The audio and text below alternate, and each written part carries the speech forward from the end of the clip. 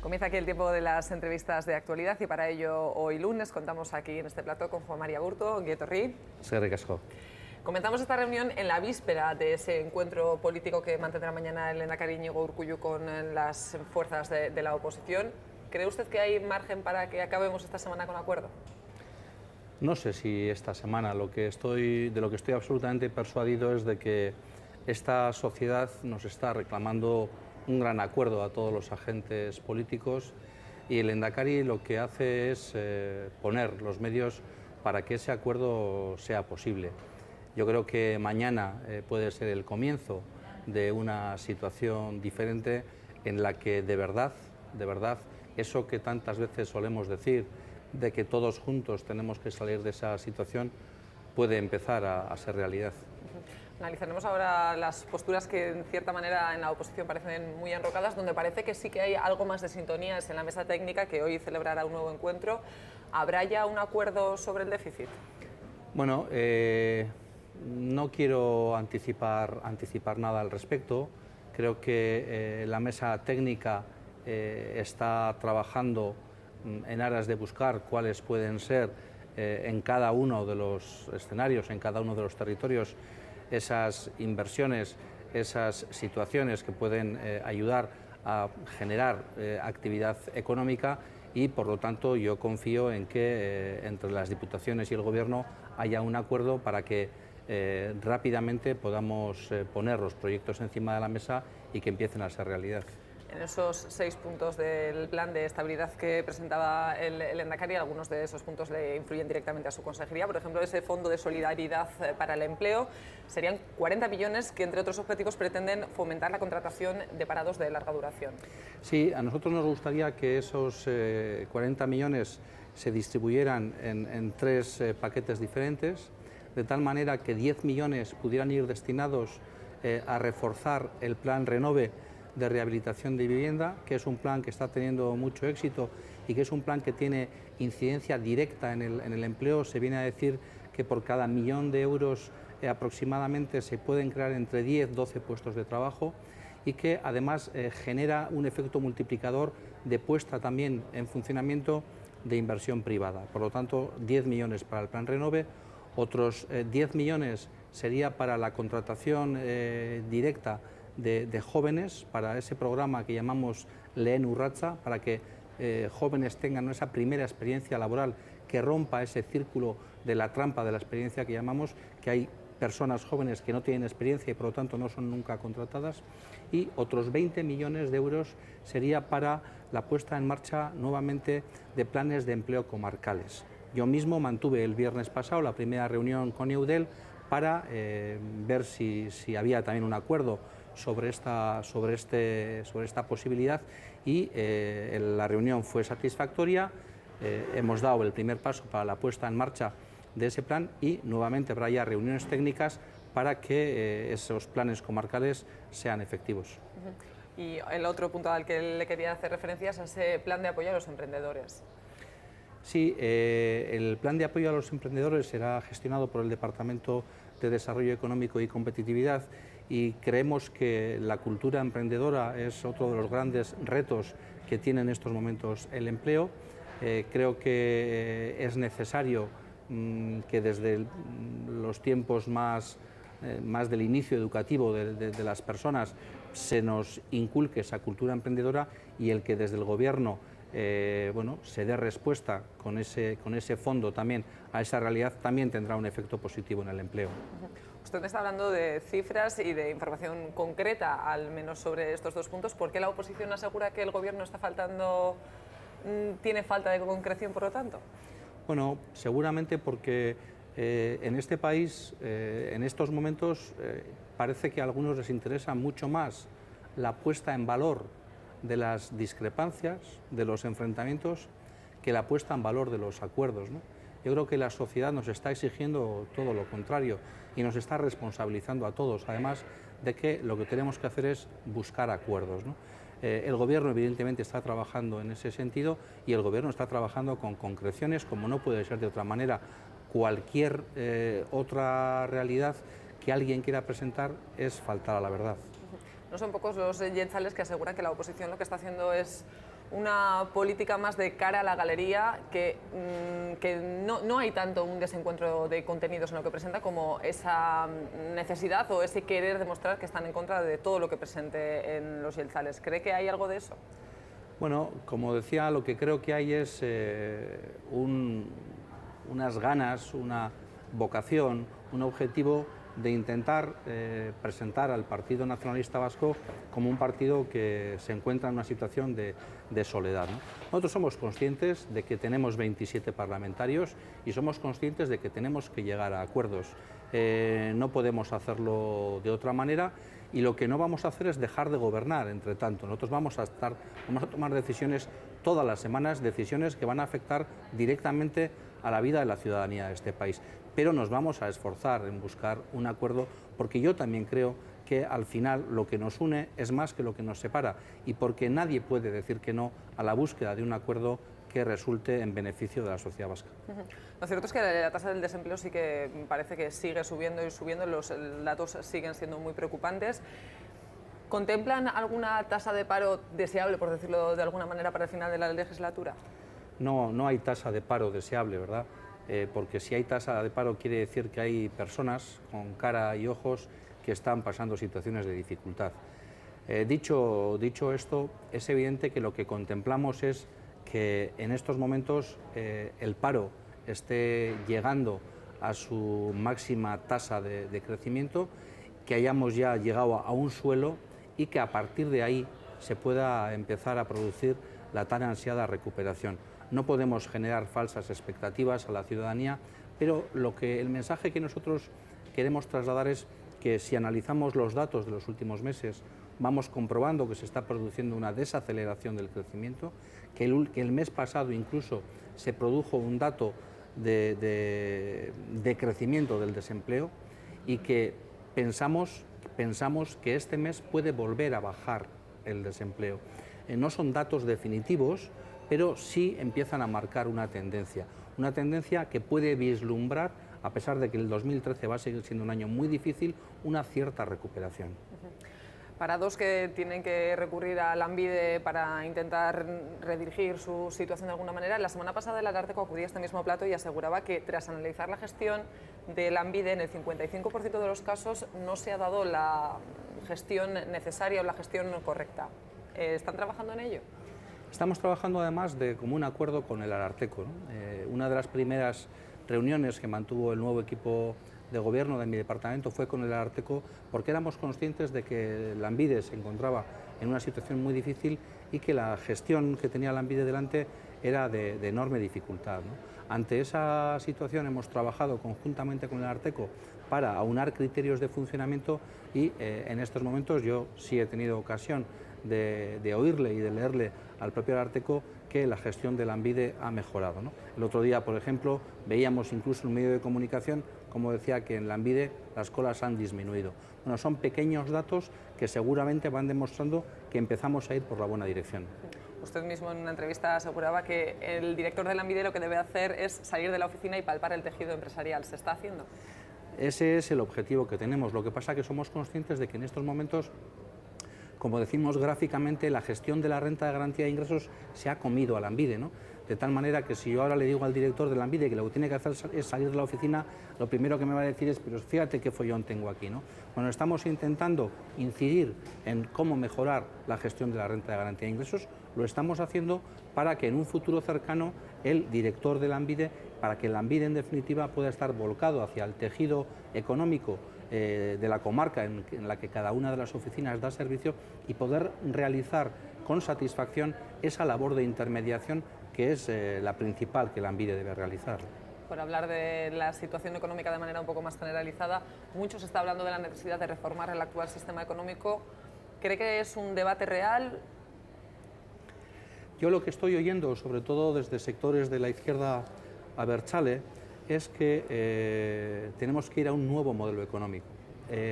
La verdad es que cuando oigo esto, yo me suelo preguntar a mí mismo, cuando veo a parlamentarios de Bildu que estaban apoyando hace solamente 3 años al gobierno del lehendakari Ibarretxe, Cuando les veo a esos parlamentarios digo, bueno, el modelo del 2009, ¿en qué se diferenciaba del modelo económico del 2013? ¿no? Y la respuesta que me doy es que creo que en nada. ¿no? Por lo tanto, cuando se hace esa reflexión de un nuevo modelo económico, no se concreta. No se concreta. Y si miramos a los países del mundo a los que mejor les va, tienen un modelo económico similar al del nuestro. Aquí el problema es que la economía bueno, ha pegado un bajón enorme y que como consecuencia de eso la recaudación ha disminuido. Lo que hay que hacer es recuperar las tasas de actividad económica para recuperar el empleo. Y todo esto sí es cierto que hay que hacerlo poniendo a las personas en el centro y a sus necesidades. Y que ante lo que ha sido una crisis financiera motivada por las grandes entidades financieras, hay que recuperar el valor de la política para que el mercado económico esté regulado por la política y no al revés. Tras 17 meses, la semana pasada Mariano Rajoy mantenía la primera reunión ya con sindicatos y con patronal. ¿Ha tardado mucho en celebrar esa reunión? Yo creo que no reunirse con sindicatos y patronal no es una buena solución. Negar el diálogo o retardar el diálogo no es una buena solución. En todo caso, cada vez que alguien se siente, cada vez que alguien logre acuerdos, cada vez que alguien pueda vislumbrar cómo dar salida a un problema, bienvenido sea ese diálogo. Sin embargo, tras ese encuentro, el propio Mariano Rajoy decía que las decisiones económicas corresponden únicamente al Gobierno. ¿No es un reflejo un poco de esa política del rodillo que se dice está implementando el Gobierno español? Es evidente que las decisiones corresponden al Gobierno, pero las decisiones pueden tomarse dando participación social o sin dar esa participación social. Yo creo que en estos momentos, si algo se nos está demandando es consensos, y la aplicación del rodillo no parece la mejor fórmula para salir de la actual situación. Consensos que su consejería también intentará buscar tanto con sindicatos como con patronal. ¿Cómo están las relaciones ahora mismo? Sin duda, si algo se puede decir de nosotros es que estamos volcados en una labor de intermediación con los agentes sociales. No queremos ir más allá, no debemos ir más allá.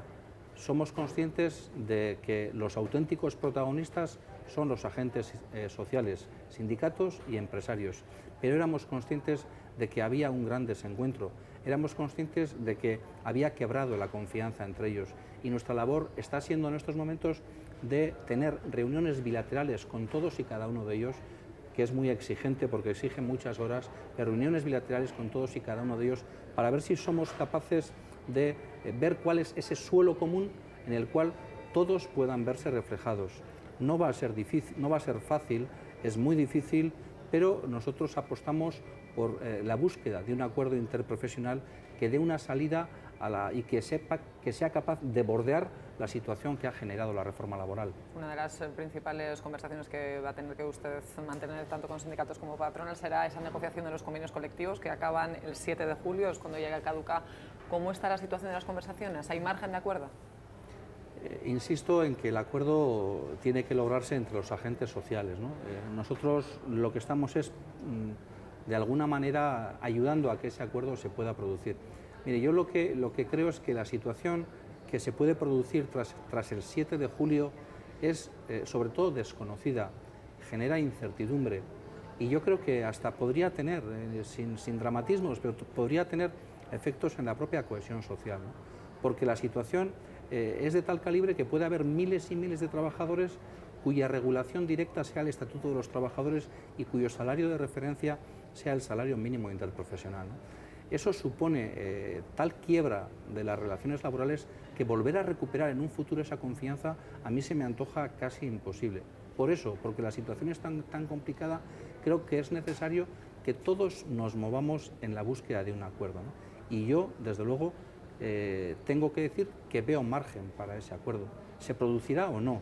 Pero creo que sería una irresponsabilidad que ese acuerdo no se produjera, porque estaríamos afectando a miles y miles de trabajadores y trabajadoras. Tal y como estaba apuntando usted, la sensibilidad entre los sindicatos es distinta. Comisiones Obreras y UGT sí que parecen más receptivos a hablar, incluso LAB también ha dicho que estaría dispuesta a participar en esa mesa, pero ELA sigue enrocada en no participar en la mesa de diálogo social.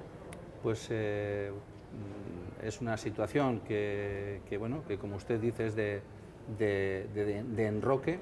Cuando alguien se enroca, la responsabilidad es de quien lo hace, y en todo caso yo me seguiré empeñando en que ese acuerdo se produzca. El Gobierno, desde luego, a través de este proceso, se va a quedar con la conciencia tranquila de haber realizado todos los esfuerzos posibles para posibilitar el acuerdo. Sin embargo, usted sí ha sido duro al hablar de ELA, incluso afirmaba que si ELA no busca mínimos comunes le va a pasar factura. ¿A qué se refería? Bueno, yo lo que creo que ha sido dura ELA al hablar de mí, ¿no? Al hablar de nosotros, ¿no? Cuando se nos ha acusado de ser la Celestina, ¿no? Lo último que se nos decía, se nos acusaba de ser la Celestina y de que Confebask, con tocar la aldaba del Gobierno, tiene su camino recorrido. Además, seguramente Confebask no opina lo mismo de mí, ¿no? Con lo cual podemos estar en una posición intermedia en el que podemos recibir críticas de todas las partes, ¿no? Pero seguramente esa es la posición en la que nos toca estar, ¿no? Yo cuando digo que a ELA le puede pasar factura, lo digo porque, bueno, pues porque estoy viendo situaciones, porque hay gente que se me acerca, porque hay afiliados de ELA que, bueno, pues que comentan cosas, y porque creo que no es la mejor de las posiciones el que alguien diga que su estrategia es la del enfrentamiento, ¿no? Cuando la sociedad lo que nos está demandando es cooperación, concertación, acuerdos, y es mucho más fácil enfrentarnos a la situación, encargarnos de la situación y darle alguna salida a la situación que enrocarnos en el enfrentamiento. Pero en todo caso las posturas son legítimas y cada uno defiende las suyas. Sin embargo, hay quien piensa que ELA está más en una pelea política que centrada en su lucha sindical. ¿Tiene razones para pensarlo? Bueno, yo sí analizo cuáles son las causas que se esgrimen para la convocatoria de la huelga general, pues tengo que decir que es una huelga de motivación política, ¿no? Y si analizo la entrevista que un medio de comunicación reproducía este fin de semana con el secretario general de ELA, en la cual se decía, entre otras cosas, que ELA apuesta porque la fiscalidad se discuta en el Parlamento, evidentemente esa es una discusión de carácter político. Yo creo que eso es indudable. Usted, cuando llegó a la consejería, criticó la reforma laboral. Sin embargo, por ejemplo, Ainhoa Echaide dice que su discurso en contra de la reforma laboral ha perdido fuerza. ¿Sigue manteniéndola? Bueno, la verdad es que son matices ya, ¿no? Yo creo que uno tiene que ser coherente y es lo que yo, con toda humildad, intento hacer, ¿no? El Partido Nacionalista Vasco se posicionó en el Parlamento en contra de la reforma laboral.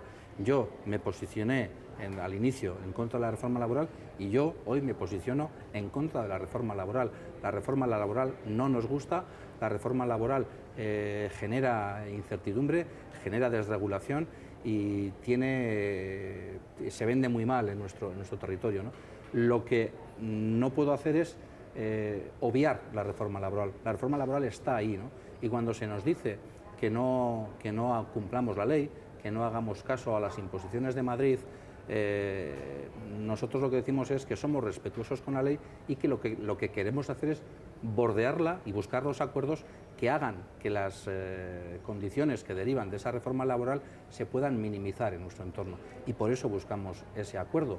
Por cierto, quienes convocan la huelga o quienes están con quienes convocan la huelga, me refiero concretamente a Bildu, en los lugares en los que gobiernan aplican la ley exactamente igual que hacemos los demás, ¿no? Por lo tanto, consejos vendo y para mí no tengo, ¿no? Hemos hablado de la postura de los sindicatos y de la relación con los sindicatos, pero ¿cuál es la relación en estos momentos con la patronal? Bueno, la relación con la patronal es de búsqueda exactamente igual de acuerdos. Mantenemos una relación de carácter bilateral, más allá de las colaboraciones puntuales que mantenemos en el Consejo de Administración de Lanbide o en el de Osalan.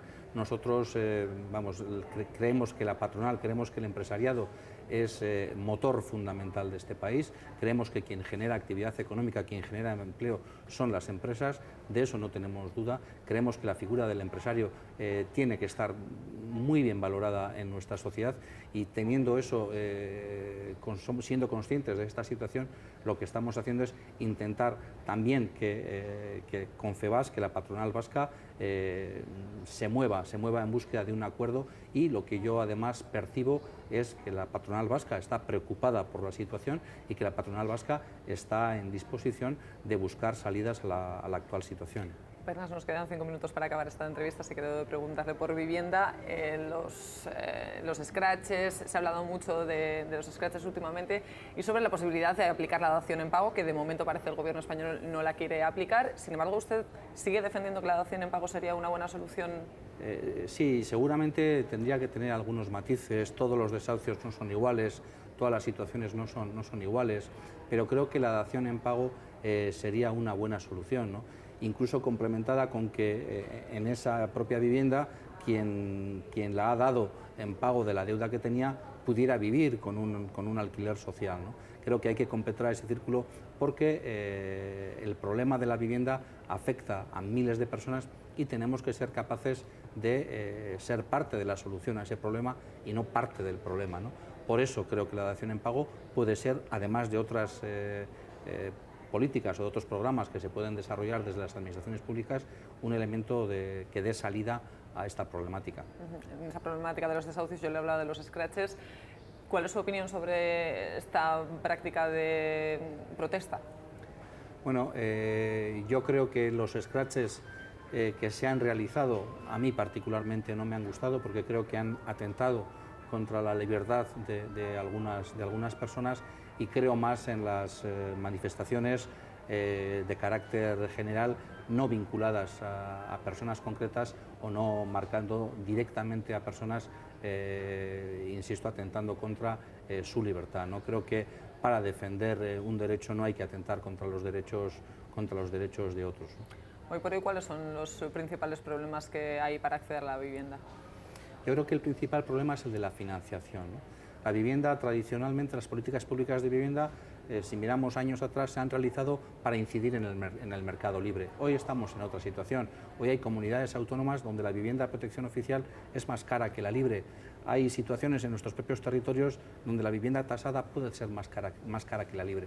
Hoy el problema es que puede haber personas que estén en las listas de Etxebide, que les toque una vivienda y que no puedan hacer frente o sea, que no puedan beneficiarse de esa situación porque no pueden acceder al crédito.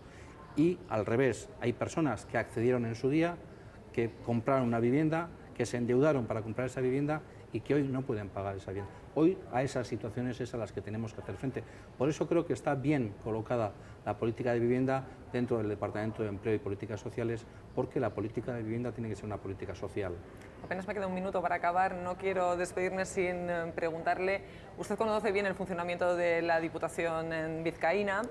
La Diputación en Vizcaína está recibiendo ahora muchas críticas con esa reforma fiscal que piden sobre todo socialistas y Euskal Herria Bildu, porque dice que no tiene actitud necesaria para ser muy transparente al dar los datos fiscales. No sé cuál es su opinión. Mi opinión es que la Diputación vizcaína es la más transparente del Estado, no porque lo diga yo, sino porque la evaluación de transparencia de todas las diputaciones forales, de todas las diputaciones del Estado, decidió que la Diputación de Vizcaya era la más transparente. Creo que a veces hay que poner en valor también, aunque sean pequeños logros, ¿no?, que tenemos, ¿no? En segundo lugar, todos los días, todos y cada uno de los 365 días, menos sábados, domingos y festivos, se intercambian miles de datos entre las diputaciones con la Seguridad Social, las diputaciones con la Hacienda del Estado, todos y cada uno de los días. Por lo tanto, no transmitamos a la sociedad que hay un oscurantismo entre los datos, porque si yo tengo un piso en Hondarribia o en Zarautz, la Diputación de Guipúzcoa tiene mis datos. La pregunta es, si yo, que no tengo ni segunda vivienda ni segundo coche, no tengo nada en Guipúzcoa, ¿para qué quiere mis datos? Esa sería la pregunta a la que hay que responder. Juan Mari Aburto, me han quedado muchísimas preguntas por hacerle, así que espero que tengamos oportunidad de volver a hablar. Cuando usted quiera, encantado de estar con vosotros. Eskerrik asko. Hasta aquí, por lo tanto, esta entrevista de actualidad. Volveremos mañana a la misma hora. Ordura arte, egun ona izan. Agur.